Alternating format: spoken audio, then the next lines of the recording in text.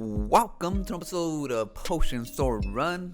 It's Original Seed, and in this video, I'm gonna be giving you my impressions on the Xbox E3 presentation. Alright, so first off, the presentation was well produced. It actually delivered, and there wasn't a lot of talking, mostly just showing games.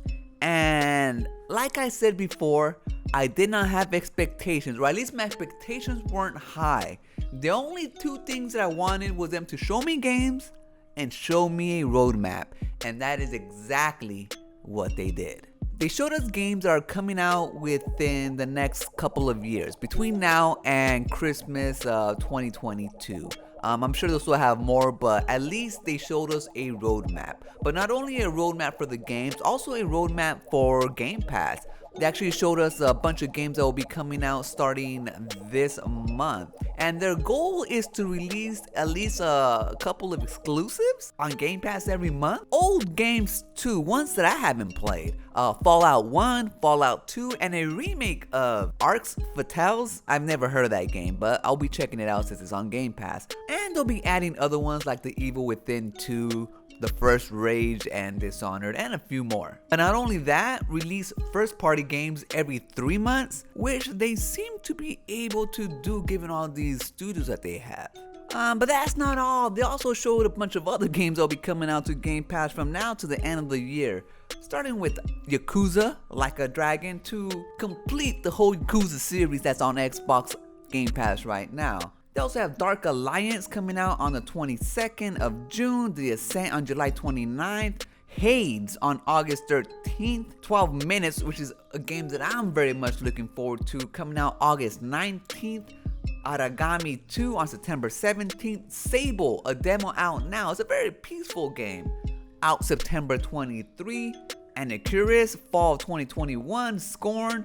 They have Back for Blood Day 1 on Game Pass in October, Shredders in December, Among Us in 2021, Hello Neighbor coming out in 2021, The Gun coming out later in 2021, Flight Simulator coming out July 27th, Psychonauts 2 coming out August 25th, Age of Vampires coming out October 28th, Forza Horizon 5 coming out November 9th, and of course Halo coming out later this year. But that's not all. There's still a bunch of games that are not even listed, like Stalker 2, which is coming out on Game Pass day 1. They showed actual gameplay and it looks pretty good. And speaking of games looking good, Halo, they finally showed it off, and no more Craig, even though I love the guy. But man, the graphics delivered. But most importantly, the multiplayer looks to be bringing back Halo to its full glory. I mean, my God, it looks good, it looks fun, it looks like Halo. And one of the biggest announcements to begin the conference was Starfield, coming in 2022, being exclusive to Xbox. But even though those games looked spectacular, there was none, not even a flight simulator, that compared to Forza Horizon 5, I mean, those are the best graphics I've ever seen in a video game, period. And it's open world too. And they even showed new games that we had no idea about, such as Redfall, coming from the creators of Dishonored. And to me, it looks pretty cool. It looks like a multiplayer vampire killing game. I don't know, but anything from Arcane is a game that we should not be sleeping on. And of course, they had to close out the show with a little joke, and that is the Xbox Fridge Mini coming out later this year. If I have the chance to get one, I am probably gonna get one just for fun. I don't know what I'll put inside of it. Some brewskis? I don't even drink that much. I don't want to drink soda. Water? I don't know. We'll see. But man, it looked pretty cool. So to summarize it all, E3 for Microsoft was a success. I mean, they delivered on everything that I wanted. No, they didn't have any acquisitions, but man, the night is still young. I mean, Microsoft had all year to buy more studios. They have a good runway of games. at least for the foreseeable future. They have a nice roadmap that I very much appreciated. They have a variety of games, you know what I mean? They have like action games, first person games. They have kiddie looking games, which I freaking love. They have indie games. I mean, they have horror games. They're covered when it comes to genres on the Xbox, and especially for Game Pass. So given this E3, I don't know how anybody can look at what Xbox is doing and be disappointed. How anybody can look at Game Pass and not look at the value in it.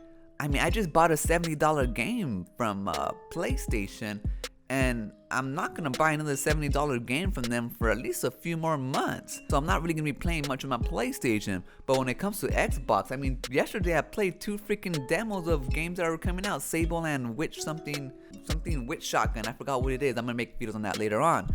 But I mean, there's just so much on Game Pass. Shit just keeps on coming out. I don't have enough time to play the games on Game Pass that I don't even feel bad about not even playing my games on PlayStation. Just have so much games to play.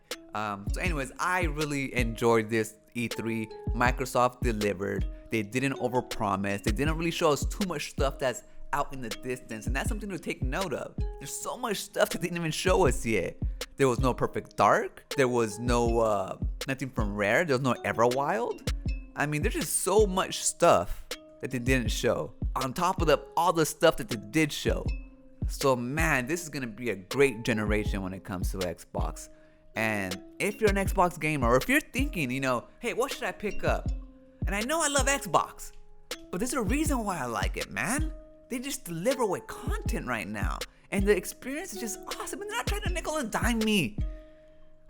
But if you have a choice, man, if you really do, pick up an Xbox. You will not. If you don't even get the Series X, get the Series S. And that console is still a little beast, man.